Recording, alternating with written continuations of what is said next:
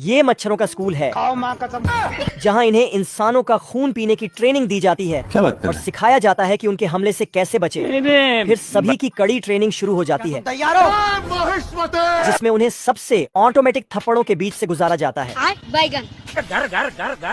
उसके बाद मच्छर मार दवाई से होकर निकालते हैं।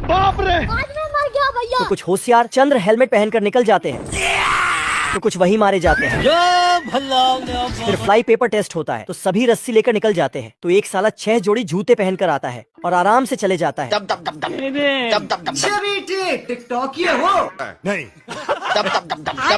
एक साल कड़ी ट्रेनिंग के बाद इंसानों के ऊपर लाइव टेस्ट शुरू होता है, तो सभी इनके वार से बचकर निकल जाते हैं। बच गया साला। लेकिन ये वाली टोली जैसे ही जवानों को काटने जाती है तो ये साले अपना पिछवाड़ा दिखा देते हैं। ये तो सब गुंडा लोग ने फाड़ दिया। वीडियो अच्छी लगे तो एक लाइक जरूर करें।